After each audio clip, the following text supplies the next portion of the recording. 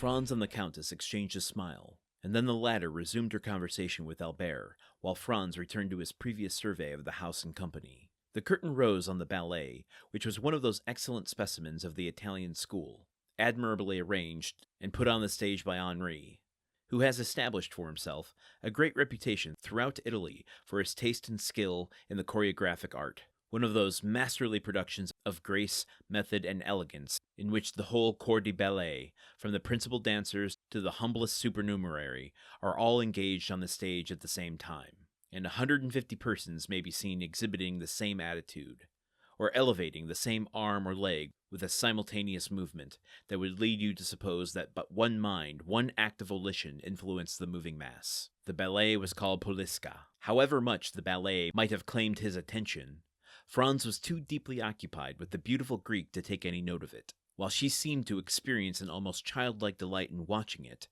her eager, animated looks contrasting strongly with the utter indifference of her companion, who, during the whole time the piece lasted, never even moved, not even when the furious, crashing din produced by the trumpets, cymbals, and Chinese bells sounded their loudest from the orchestra. Of this he took no heed, but was, as far as appearances might be trusted, enjoying soft repose and bright celestial dreams. The ballet at length came to a close, and the curtain fell amid the loud, unanimous plaudits of an enthusiastic and delighted audience. Owing to the very judicious plan of dividing the two acts of the opera with the ballet, the pauses between the performances are very short, the singers in the opera having time to repose themselves and change their costume, when necessary, while the dancers are executing their pirouettes and exhibiting their graceful steps.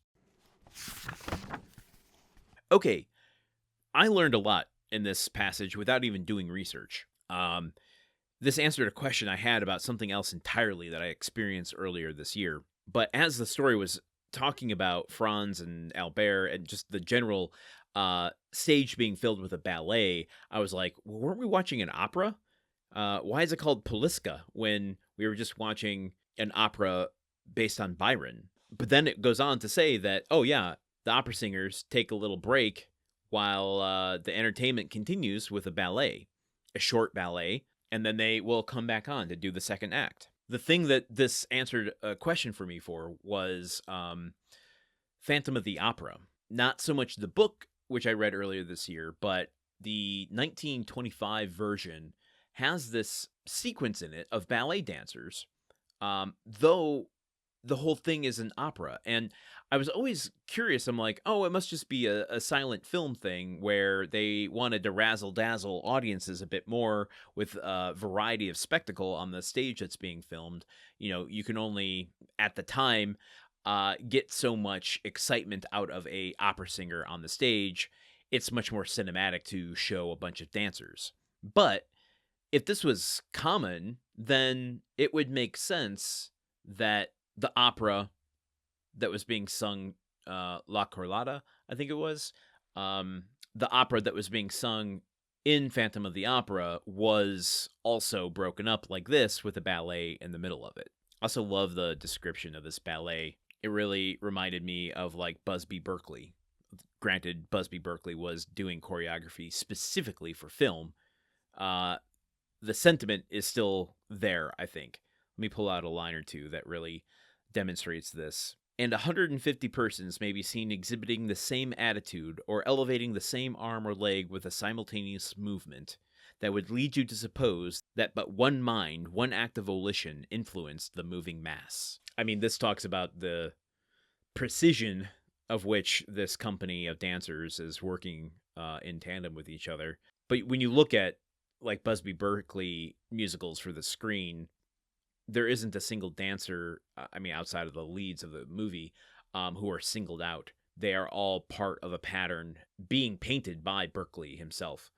And it is interesting to see how one mind, like Berkeley, can use humans as his paintbrush and their movements as the painting. I think the only thing worth mentioning with this passage that I haven't yet is the dichotomy of the Greek woman and her companion, who seem like such an odd pairing, though it puts me in mind of a lot of these May-August romances that you see of billionaires taking on someone much younger than them. This contrast of the Greek woman who seemed to experience an almost childlike delight in watching it, standing in contrast to her companion, who, quote, during the whole time the piece lasted, never even moved, not even when the furious crashing din produced by the trumpet cymbals and Chinese bells sounded their loudest from the orchestra. Of this he took no heed, but was, as far as appearances might be trusted, enjoying a soft repose and bright celestial dreams, end quote. Dude's napping through this whole thing. Now, okay, I might understand this. I mean, who knows what this situation is of this unseen man accompanying this Greek woman, but Carnival being something that lasts for days, and there's tons of parties and drinking and socializing and events to go to. I have attended Sundance Film Festival once in my life, and it goes, at least when I went, it went on for 2 weeks. And we went as a film class to it for 1 week of it. And you want to cram as many movies in as you possibly can.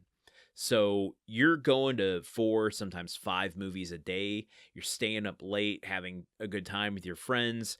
You're probably bunking in a tiny hotel room with multiple people and trying to get to sleep, and then waking up and then going into a dark, warm theater the next day. I mean, it's impossible to stay awake. I will say I've had many embarrassing moments falling asleep at movies during the Sundance Film Festival, not because of the movie at all, but simply just because of the circumstances in which I'm seeing it. So maybe that's the situation with this guy here. He's like, you know what? I'm too old. I've been partying too hard this week. Like, I've seen a ballet before. I'm gonna shut my eyes for a second. You just enjoy the performance, honey. I'm just gonna have a nice little bright celestial dream for a moment. Let's give him the benefit of the doubt. We don't know what this guy's deal is. Anyway, we're getting more information about them, and I suppose that the story is going to lead Franz even closer to them the more we read. So join me here tomorrow while hopefully we find out more. Until then, okay, goodbye. The Countdown of Monte Cristo is part of the Gruntwork Podcast Network. This show is produced, edited, and hosted by Landon Solano. The original text of The Count of Monte Cristo by Alexandre Dumas. Theme song by Magic Solo. If you want to support the show and others like it, visit patreon.com/gruntworkpod. Thank you for listening. See you tomorrow.